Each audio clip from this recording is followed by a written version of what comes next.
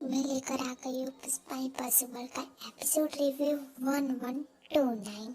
तो चलो स्टार्ट करते हैं। देखो, पहले तो है ना, वीरेन और कादम्बरी आपस में बात करते हैं कि कोर्ट में तितली की कस्टडी हमें ही मिलनी चाहिए। और कादम्बरी वीरेन से बोलती है कि चाहे जो भी हो, वीरेन से बोलती है कि तितली की कस्टडी हमें मिलनी चाहिए। दूसरा सीन है पुष्पा का और उसकी फैमिली का। वो सब लोग चिंता करते हैं कि इतने सारे जो हमले हुए हैं उसके बावजूद भी हमें कोई ना कोई कोर्ट से रोकने की कोशिश तो जरूर करेगा। इसलिए पुष्पा कहती है कि कोर्ट के दिन है ना, जो बापुत्रा है और वो और दिलीप, ये दोनों है ना, मतलब कंफर्म तो नहीं होता, बस ऐसे बोलते कि बापुत्रा तू सोसाइटी का ध्यान रखना कि कोई बाहर का लोग आ ना सके, क्योंकि वो लोग पूरी कोशिश करेगी कि कोई भी अंदर ना आ सके। चलो, तो दूसरा सीन है राशि और ऋषभ का, जिसमें राशि जो अपने मॉम के घर पे चली गई थी, ऋषभ की मॉम से पूछे बिना उस टॉपिक पर दोनों के बीच में बहस हो जाती है। और ऋषभ बोलती है कि तुम्हारी मॉम तो है ना अट्रैक्ट करती है मुसीबतों को, तो उसमें है ना तुम्हें नहीं जाना चाहिए था। तो राशि बोलती है कि इतने सारे, मतलब जो हमले हुए, जो गोली लगी और अंश को जो आइसक्रीम से हुआ था एक इफेक्ट, तो ये जो सारा एक साथ आया, अगर मैं नहीं जाती तो क्या अच्छा होता, मतलब तुम इस कंडीशन में होते तो क्या करते। तो ऋषभ बस उसी बारे में गुस्सा हो जाता है, बोलता है कि ये तुम्हारी फैमिली है, ध्यान रखा करो रह के।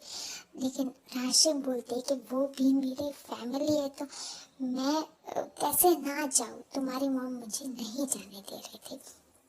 देखो, बापुत्रा अब है ना चौल का ध्यान रख रहा है कि कोई भी अंदर ना आ सके, और वो बस वैसे ही पौधे को देख रहा है ताकि बाहर की खबर रख सके, कोई भी एरा गैरा अंदर ना आ सके, वरना वो फिर से हमला कर सकता है। लेकिन वीरेन ने पहले से ही 2 आदमी को लगा दिया था चौल के बाहर में, और वो गाड़ी में से बैठकर देख रहे थे कि हम कैसे चौल के अंदर जाए।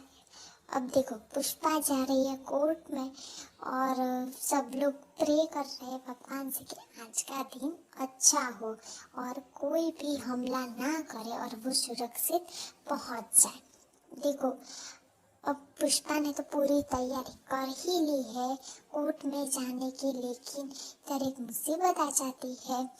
और ये जो वीरेन से तलवार है, वो उसने जो 2 आदमी रखे थे वो पूरी इंफॉर्मेशन देते हैं वीरेन को कि चौल के बाहर क्या हो रहा है। लेकिन तभी पुष्पा को हार्ट अटैक आ जाता है और वो कोर्ट में भी नहीं जा पाते। और लेकिन बापुत्र और दिलीप तो वही होते हैं, वो दौड़ के हुए आते हैं और फिर एम्बुलेंस बुलाते हैं और जो पुष्पा है उसे ले जाते हैं। और जो उसकी फैमिली है पुष्पा की, जो चिराग है, प्रार्थना है, स्वरा है, वो सब लोग है ना वहाँ पर आ जाते हैं जल्दी जल्दी। और लेकिन वो 2 गाड़ी वाले तो वही होते हैं और सारी इंफॉर्मेशन वीरेन को दे रहे हैं। देखो, उनके लिए तो ये अच्छी बात है कि पुष्पा कोर्ट में नहीं आ पाई। दूसरा दिन कोर्ट का होता है।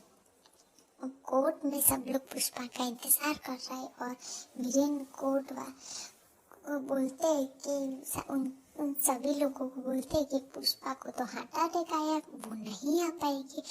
सब लोग चौंक जाते हैं और यही बात जो वो पुलिस वाले होते हैं ना, वो कादम्बरी को बोल देती। देखो गाइस, मुझे ना एक बात बोले कि आप मेरे चैनल को सब्सक्राइब करें, आपने पहले से भी इतने ज़्यादा व्यूज दे दिए हैं, इसलिए थैंक यू। तो देखो, कादम्बरी तो ये बात सुनकर है ना खुश हो जाती है और बोलती है कि अगर तितली की कस्टडी मेरी हुई तो मैं सबको अपने ओर से पार्टी दूंगी। और इधर ही उनका सीन कंप्लीट और कोर्ट का सीन चालू। देखो, वीरेन तो सब ये बोलता है, लेकिन जो पुष्पा की ओर से जो वकील था ना, वो बोलता है कि भले ही पुष्पा इधर ना आ पाए, लेकिन उसने मुझे ना पहले से ही एक प्रूफ देकर भेजा था और मैं वो प्रूफ सबके सामने बोलना चाहता हूँ।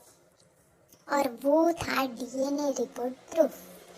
और तभी ही पुष्पा वहाँ पर आ जाती है और पुष्पा बोलती है कि हाँ मैंने सीक्रेटली डीएनए रिपोर्ट टेस्ट करवाया था और उसमें है ना नेगेटिव आया है कि जो कादम्बरी है वो तितली की असली माँ नहीं है। गाइस मैंने पहले ही बोल दिया था और ये बात सच हुई और सब लोग ये सुनकर चौक जाते हैं कि वीरेन भी सोचने लगते हैं कि पुष्पा को ये असली बात कैसे पता चली। और वो बोलता है कि जो हार्ट अटैक आया था वो उसने एक नाटक किया था ताकि कोई दोबारा उस पर हमला ना कर सके, इसलिए ये ना पुष्पा की एक चाल थी बस। और पुष्पा बोलती है कि अभी तो मेरा एक और प्रूफ बाकी है, उसका एक और ब्रह्मास्त्र बाकी है चलाना। सब लोग सोचते हैं कि अब ये पुष्पा क्या प्रूफ करेंगे। और गाइस आपको जब पता चल गया था जो आज के एपिसोड में आपने देखा होगा कि पुष्पा है वो सर जो उसके पाटन के सर थे उनको